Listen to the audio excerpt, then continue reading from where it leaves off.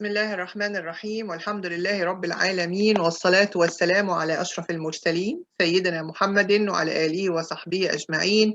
من يهدي الله فهو المهتد ومن يضلل فلن تجد له وليا مرشدا. رب اشرح لي صدري ويسر لي أمري واحلل عقدة من لساني يفقه قولي. ربنا لا تزغ قلوبنا بعد إذ هديتنا وهب لنا من لدنك رحمة إنك أنت الوهاب. الحمد لله الذي هدانا لهذا وما كنا لنهتدي لولا أن هدانا الله. السلام عليكم ورحمة الله وبركاته. My dear sisters, my dear daughters, my dear children, welcome back to a new episode of our mothers, the mothers of believers. Alhamdulillah, we finished in the last lesson the second wife for the Prophet عليه الصلاة والسلام, السيدة سودة بنت زمعة.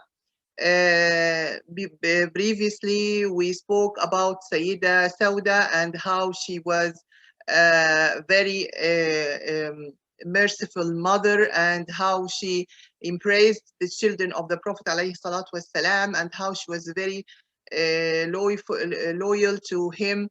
And she was all her wish in her life just to be يوم القيامة or during the day of judgment to be with the wives of the Prophet عليه الصلاة والسلام, to be one of the mothers of the believers. Today, inshallah, we're going to have a lot of lessons. Actually, it's not only one lesson. It will be about our mother, السيدة عائشة بنت أبو بكر. السيدة عائشة بنت أبو بكر الصديقة بنت الصديق, the loving wife, the daughter of the loving friend to the Prophet عليه الصلاة والسلام. And actually we had a lot to say about Lady Aisha. And many things narrated by herself. She told us about many fine details happened in the house of the Prophet عليه الصلاة والسلام. She was very intelligent and she was very good speaker, and she was faqiha, or she was a scholar. Even after the death of the Prophet عليه الصلاة والسلام, she had her own halaqas and had her own lessons where many of the companions were the students of Sayyidda Aisha radiallahu anha. So inshallah, we'll be happy to begin with the seerah or the biography of Sayyidda Aisha bint Abi Bakr. When we come to the family of Sayyidda Aisha, her father, of course, Abu Bakr as-Siddiq. Abu Bakr as-Siddiq, we mentioned about him, the best friend of the Prophet alayhi salatu wasalam. A lot of good things about Abu Bakr. He was the first one to believe from men, and he was the closest friend to the Prophet alayhi salatu wasalam, the companion in Hijrah, the first Khalifa. Many things actually to be mentioned about Abu Bakr radiallahu anhu. So he was from tribe called Banu Tayyim. Banu Tayyim.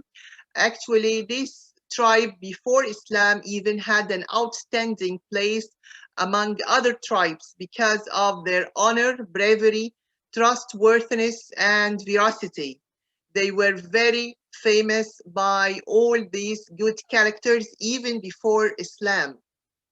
Abu Bakr radiallahu anhu, an exceptional member of this tribe. He was a man who kept his word at all cost, known as someone who was easy to get on with, good-natured, with a gentle temper, and who did his best to help others. And this also was the characters and virtues of Abu Bakr even before Islam. Of course, the honor is increased and more after Islam and after he embraced Islam. And he was a companion of the Prophet ﷺ during the Hijrah, he made immeasurable sacrifices and displayed countless heroic deeds for Allah and for his Prophet. He is one of the 10 companions who received the good tidings of earning Jannah while they were still on earth. And this was in Arabic called Al-Ashara Al-Mubasharuna bil-Jannah. One of them was Abu Bakr as-Siddiq. As-Siddiq, the title given to him after he believed in the Prophet ﷺ, unhesitant belief and acceptance regarding Al-Mi'raj. You know the Mi'raj journey, when we mentioned before that during the Sirah, that the Prophet ﷺ during this journey, he went to the Al-Quds or Al-Masjid Al-Aqsa, and then he been أعرج به, raised to the heavens with the company of Jibril alayhi salam. All this in a part of night. It's not a whole night, it's just a few hours from the night. And he came back next day, started to tell Quraysh and his tribe about his journey. Actually, the first one to believe him without any hesitancy was Abu Bakr radiallahu anh, and that's why the Prophet ﷺ, he gave him this title, As-Siddiq. Why we are saying this much along the Abu Bakr or the father of Lady Aisha? Because when we come to Lady Aisha now, Lady Aisha, she was born in Mecca and she was raised in the Muslim family. Her father was Muslim and her mother was at that time was Muslim. Her sister Asma bint Abi Bakr, she was also Muslim, so she raised in this family, in these noble traits in her personality that she got from her father, and both genetically and environmentally, what she's seeing from her father, what he's doing. So that's why her title also was As-Siddiqa. As-Siddiqa is truthful. So she is the truthful and the daughter of the truthful, As-Siddiqa bint Siddiq. And also she was known as Bint As-Siddiq. So see how much the honor is also reached and being received by Sayyidda Aisha from her father. Regarding the mother of Lady Aisha radiallahu anha, her name was Roman bint Amir, belonged to the Kinana tribe. There is another tribe called Kinana. So Abu Bakr from Tayyim tribe, and her mother Roman from Kinana tribe. And she was among the cherished women companions. She, as we mentioned, she embraced Islam, Roman, and also she was from the well-known righteous companions. And after the Prophet made the hijrah with Abu Bakr to Medina, she followed them, as we're going to see. So now what I want to say, that the family background of Lady Aisha radiallahu anha was completely different from the previous two wives, from Lady Khadija radiallahu anha and from Lady Sauda radiallahu anha. Now you are speaking with Lady Aisha. She been raised in a Muslim house, in a Muslim family. The father was Muslim, the mother was Muslim, and even her, she has a sister, Asma, the elder sister, was also Muslim, and Abdullah, her brother, was also Muslim. So you are here, the condition is different. She has a lot of virtues around her. She has a lot of rituals she's seeing every day by her father and her mother. A lot of the characters that we mentioned about the Abu Bakr radiallahu anhu, the best friend, she used to see the Prophet alayhi salatu wasalam coming to their home, and how he is treating her father, and how her father is so close to the Prophet alayhi salatu wasalam. All these circumstances made Sayyidda Aisha different from the other wives of the Prophet ﷺ as a from the family background. As we mentioned, being brought up by such parents, Lady Aisha learned Islam from childhood. For this reason, it's possible to say that she was raised by the Prophet ﷺ, having an exclusive place in his heart and house, because when we are saying that her father was the best friend of the Prophet, and the Prophet every day is teaching Muslim, and of course is teaching his best friend Abu Bakr and is learning from him. So what he learned, of course, he will come back to his home and teach his family and his wife. So everything she was updated by every ayah is coming, every hadith is coming by taking it from her father. Furthermore, if we're going to speak about the physical appearance of Lady Aisha, she was charming beauty, she was tender youthfulness, and she was born in Mecca 4 or 5 years after prophethood of the Messenger, alayhi salatu wasalam. Both she and her sister Asma become Muslims.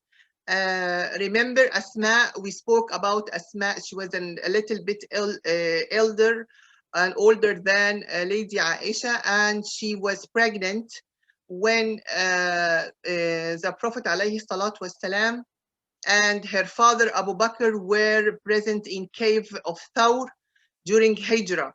We mentioned that during Hijrah, the Prophet ﷺ, he took the companion with him, Abu Bakr as-Siddiq, and stayed in cave called Thawr. This cave, they stayed there for 3 nights. And during that time, the one who is responsible for the food and drinks was Asma. Asma, she was pregnant 7 months, and she used to like taking grazing to take steps upwards, and as if she's climbing the mountain to reach to the cave of Thawr, because when we are saying cave means it is a part of the mountain, so it is at a height and it is at a higher level from the earth.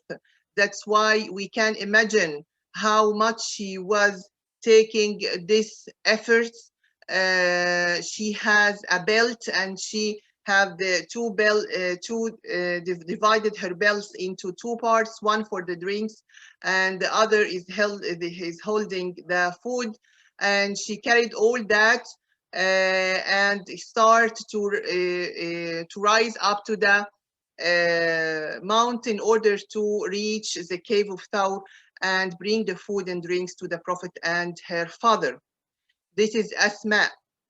Her brother Abdullah is concerning about the news. He was the one, Abdullah ibn Abi Bakr, at that time, the one who is concerning about the news of Quraysh, what they are doing, what they are planning, because they were chasing the Prophet at that time, and they assigned as a prize for the one who will bring him 100 camels, which considered to be a great wealth at that time. So as we can see, Abu Bakr during Hijrah, every member of his family was having a role in Hijrah. He was the one accompanied by the Prophet and protect him by his company.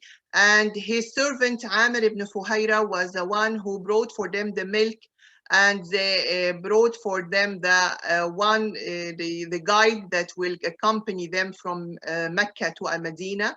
His son Abdullah was the one, is like the FBI, is bringing them the news from Quraysh, what's updated news, and his daughter Asma bint Abi Bakr is the one who is concerning about the food and drinks for them. So we can see here whole family is defending Islam and is protecting the Prophet alayhi salatu wasalam.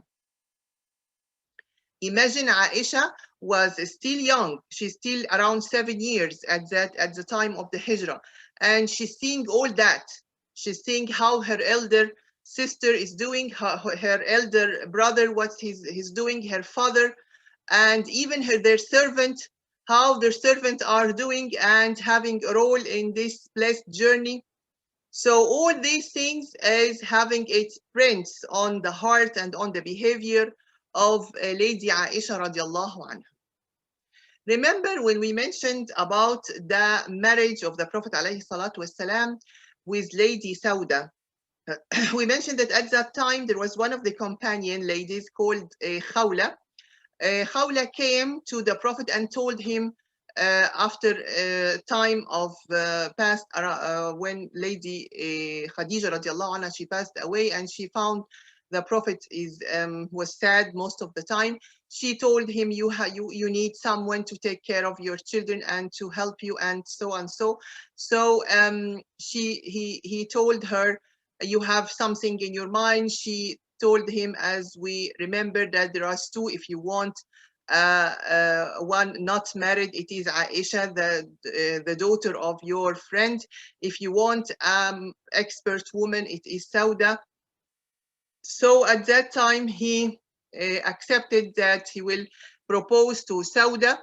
Later on, what happened that an angel had showed Lady Aisha, an angel during والسلام, during his dreams, and we know that the dreams of the Prophet is truth.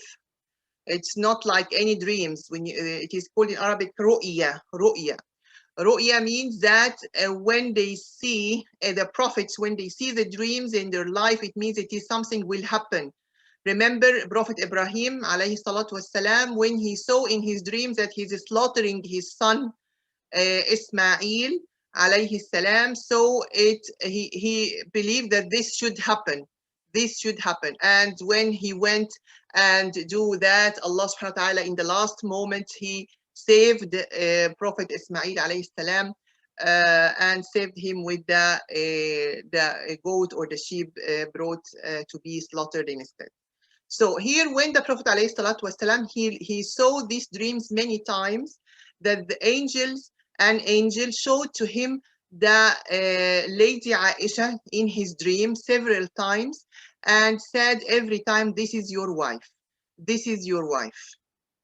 So this is a fact, shows that the marriage of the Prophet ﷺ to Lady Aisha took place with the command and permission of Allah, which is very important. This is one of the things that we should know, that the commandment and the command and the permission of Allah subhanahu wa ta'ala to the Prophet to marry Aisha by seeing her many times by an angel that is saying to him alayhi salatu wasalam, this is your wife. So the Prophet alayhi salatu wasalam engaged to her in Mecca and married her in Medina after 2 years. He engaged to her when she was 7 years, and when she was 9 years old, when they reached Al-Medina, he married her there, 2 years after Hijrah. Lady Aisha radiallahu anha was the only virgin out of the women the Prophet ﷺ married. This marriage augmented the bond of mutual regard and affection between the Prophet ﷺ and Abu Bakr. Now we'll have a very important issue to speak about, which being sometimes may be taken against one of those who are not understanding Islam in a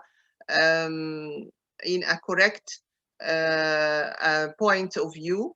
So maybe the attacking Islam in this point by saying how is 9-year-old girl will marry, how this is a very early age for the girls to marry.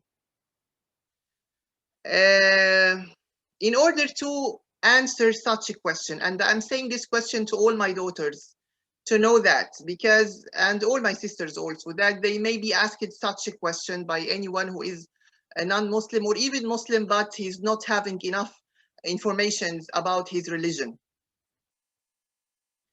When we mention about the 9 years old, very important thing that when you are judging or when you are want to have an impression or an opinion about an issue, you have to study the whole circumstances of this issue.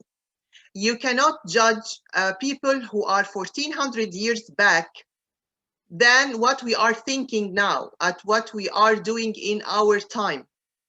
So the most important things that we're going to say now, 3 points that could defend and could answer this question: how a girl of 9 years old can marry. What we want to say that none of the adversaries of Islam were able to make a case out of it. And even the fiercest enemies of the Prophet couldn't find a reason to criticize him because of this marriage. Now we know, all of us know that Prophet Muhammad والسلام, had a lot of enemies in Quraysh since he started his da'wah or his invitation of them to Islam. So if this marriage will make something strange and something not happened and something is not as their tradition and cultural thing at that time, they will not leave him. They will not leave him by any means. They will say how he will going to marry such girl in this age, how and so and so, and the black propaganda will start. And of course, they will at that time searching for any chance to attack the Prophet through. So if these things was something strange or not happened before, they will not keep quiet. They will not have it as a weak point to attack the Prophet from it. This is number one. Number two, the customs and the common law held no objection to the marriage of girls at this age, regarding the socio-cultural condition at those times, accepting that, and psychologically the girls are prepared for this marriage at very early stage. So this is according to the culture and according to the social understanding or impression at that time, which has no objections, that the girls at that time will be psychologically and physically, they will be prepared for marriage. So here we are speaking about the social cultural conditions and the psychological condition of the girls at that time, that they are accepting to marry or having the exception to marry. Another important point is the biological preparing, the preparedness. The biological preparedness refers especially to the puberty, how she reached puberty at 9 years because of the climatic conditions in the Arab Peninsula. Girls of the hot weather in Arab Peninsula, this is from the medical point of view, it increases the metabolism in the body and increasing the level of hormones, and from these hormones, the female hormones, which start to act on the ovaries and on other organs for the female to prepare her to be ready for marriage. So girls reach puberty around the age of 9, and this is happening up till now, by the way, that people who are living in the Gulf area, usually the girls have their puberty much more earlier than girls who are living in the cold weather like the Western countries. The girl may reach her pubescence at 10 and 11 in the Gulf area, for example, while in the Western countries she may stay for 14, 15, even 16 years, and she's still not having her signs of puberty. So by mentioning these two conditions, we can now say, see that Lady Aisha radiallahu anha, at this age, she was psychologically and biologically prepared for marriage. Psychologically and biologically prepared for marriage. And we mentioned that her, this was the tradition of the society at that time. Now, after Hijrah of the Prophet والسلام, with his companion, and they reached Medina safely, he sent Zayd ibn Haritha. Remember Zayd ibn Haritha, the one who adopted by the Prophet والسلام, to bring the daughters of the Prophet. At that time, we mentioned they were Ruqayya, they were Fatima and Kulthum, and his wife, Lady Sauda. And this is mentioned in the previous lesson. while Abu Bakr sent to his son Abdullah to bring his daughters Asma and Aisha and his wife Roman. When Lady Aisha reached Medina, we mentioned the marriage happened after 2 years. After 2 years, when she reached 9 years. After paying the jewelry or the mahr for her, the Prophet ﷺ married Lady Aisha in her room built for her around the Masjid al-Nabawi. We know that the first thing being built in Medina was al-Masjid, the mosque, the Masjid al-Nabawi, and during this buildings, there was the rooms for the wives of the Prophet ﷺ. There was a room for Lady Sauda that came from Al-Madinah, from Mecca, sorry, and another room were built for Lady Aisha. The banquet of the marriage being gifted to the Prophet ﷺ by Al-Ansar. Al-Ansar, or the supporters from Al-Madinah, they prepared the food and the celebrations for the marriage and share it with the Prophet ﷺ. Now we'll go to the house of the Prophet. And that's why I told at the beginning of the episode that we're going to have a lot to say. A lot to say about what's happening inside the house of the Prophet ﷺ. Lady Aisha actually, since she was the youngest of the wives, and as we mentioned, she has a lot. She has a lot from the Islamic teachings before marriage and after marriage. And the wisdom of Allah subhanahu wa ta'ala, who chose Sayyidda Aisha to be a wife for the Prophet ﷺ, in order to, she was very intelligent, and she could memorize all the hadiths that being mentioned by the Prophet during his stay with her. And it was mentioned that Lady Aisha radiallahu anha, she narrated more than 2,300 hadith about the Prophet ﷺ alone. She was the narrator, the only narrator alone, that Lady Aisha narrated more than 2,300 hadith about the Prophet. What are the hadith? We mentioned before that when we are saying hadith, is the sayings of the Prophet ﷺ, and the Sunnah, it means the sayings and doings and the approval. Approval, what the Prophet ﷺ saw and approved it. So the most beautiful example for love and affection between spouses took place in this small plain house made of mud bricks. He used to say, sallallahu alaihi wasallam, the most righteous among you are the ones who are righteous to their wives. I am the most righteous to my wives. So he was always telling his companion from men that the best of you is the best for their wives, and I am the best of you to my wives.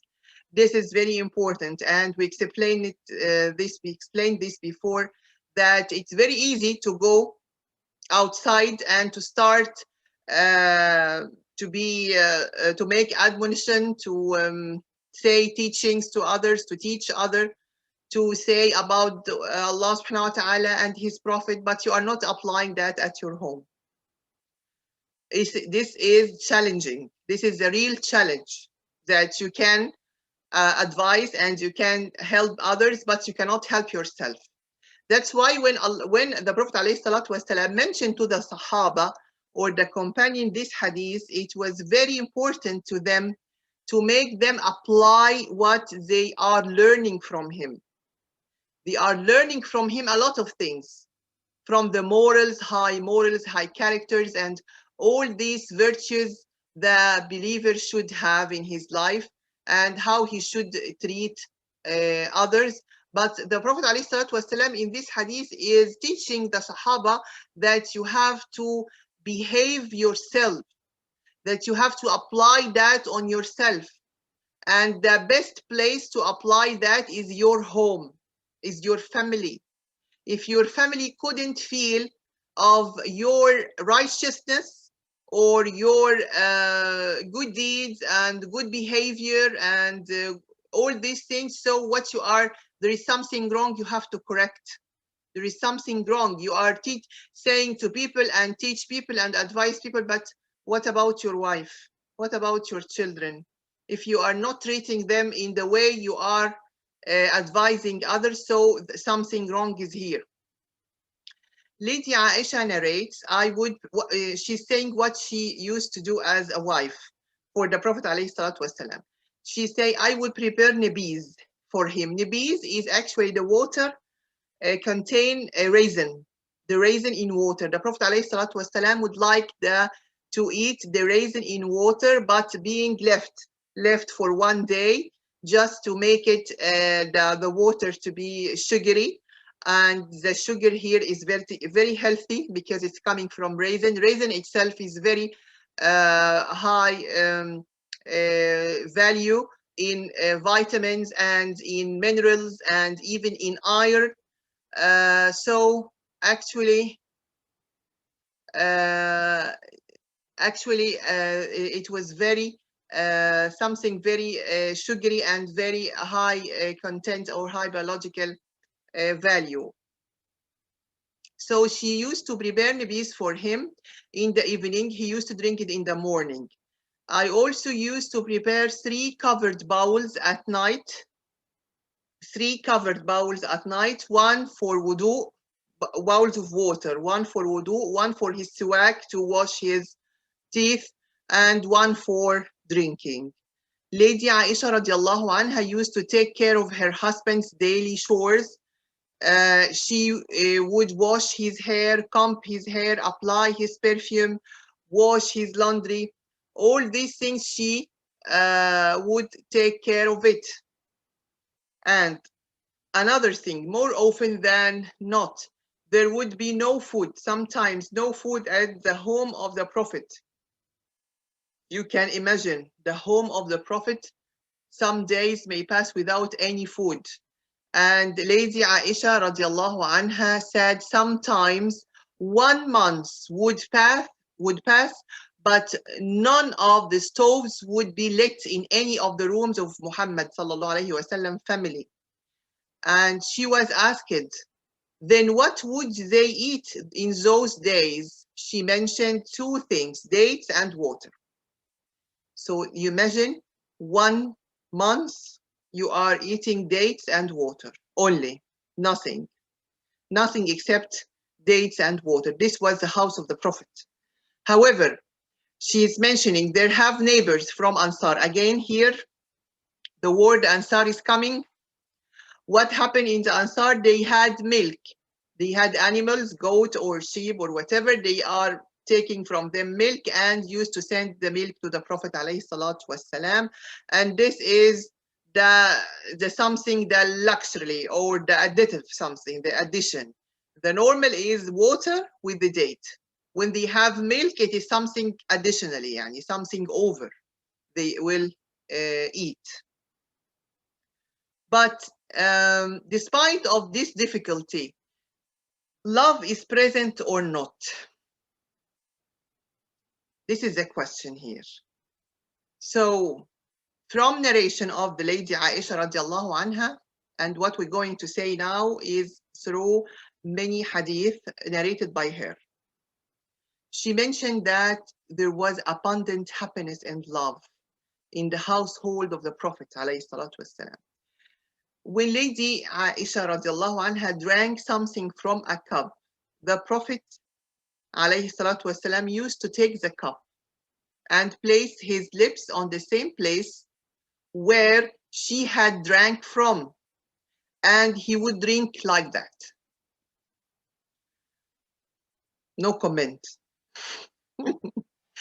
When she ate from a bone with meat on it, he used to take it from her hand and eat from the same place where she ate. In her room, he used to rest his head on her and read Quran. When she was in her period, he would let her comb his hair. Why we are seeing that or saying that? Because actually, in the Jewish religion, they when their wives, have their periods, the husband is completely avoid the wives. Even she will not sleep at the same place. She will not prepare for him any food. He will treat her like something which is infectious, yeah, infectious disease. He doesn't want to be contact or to be near her. That's why when the Prophet ﷺ came with the Islamic teachings, he mentioned that whether the woman has her period or not, she as a wife, she should be treated in a very kind and the same manner, except that there is no, the private relation will not be present, but otherwise would be treated in a very normal way, will not be avoided. Yeah. Also, he would kiss her even when he was fasting, and such was his kindness and high morals.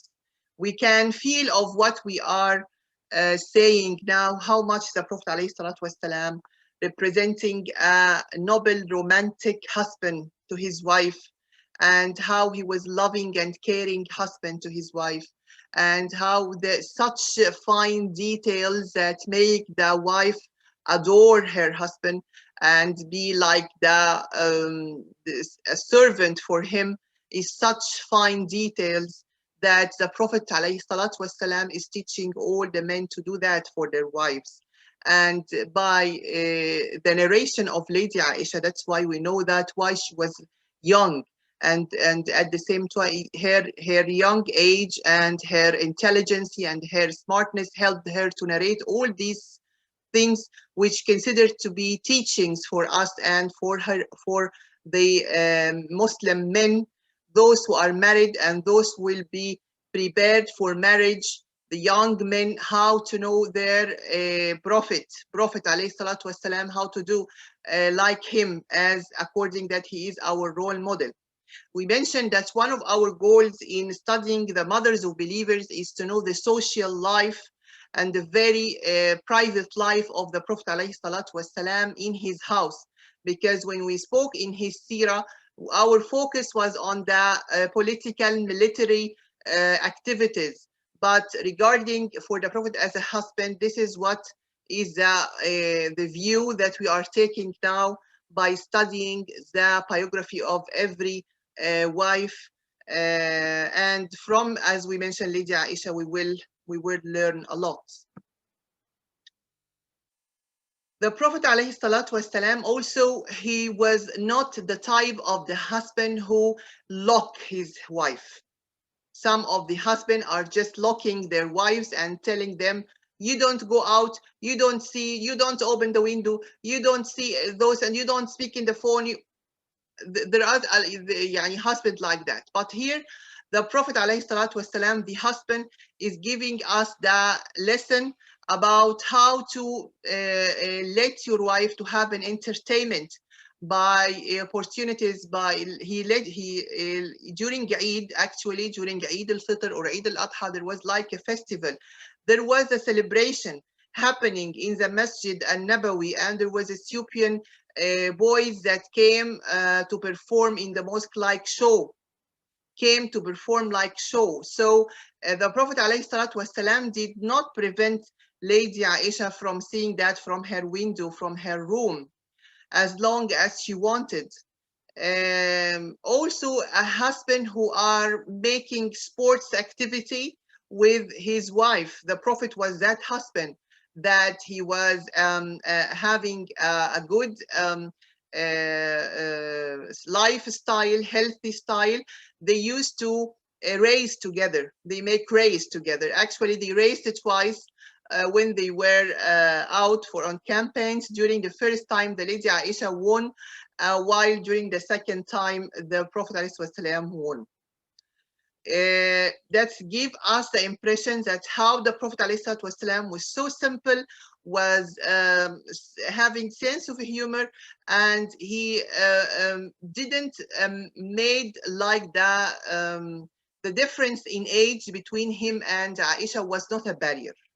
This is what we're going to, or what we can understand from behind these lines. that there was a difference in age, but at the same time, the Prophet ﷺ, all the time, he gave her the feelings of love and care and sharing her activities, not so tough to her, not tough at all, not firm at all. He's trying all the time to soften the life between him and her. He also used to rest his head and chest on her lap, as we mentioned. At the same time, the Prophet ﷺ, when he sees something is against the rules of Islam or against the Sunnah or the what Allah revealed to him, he was very strict. Yani being, as always say, he romantic and soft and love and care is excellent, but we have limits. We have limits, and he taught Lady Aisha these limits in a very nice way, by the way. He didn't beat her, yeah. He never beat any woman, by the way, any woman, whether it's his wives or not. So Lady Aisha here is narrating, I bought a cushion with pictures, and when Allah Messenger saw it, he stood at the door and didn't enter. I noticed the sign of disapproval on his face. So the only objection was his face, disapproval on his face.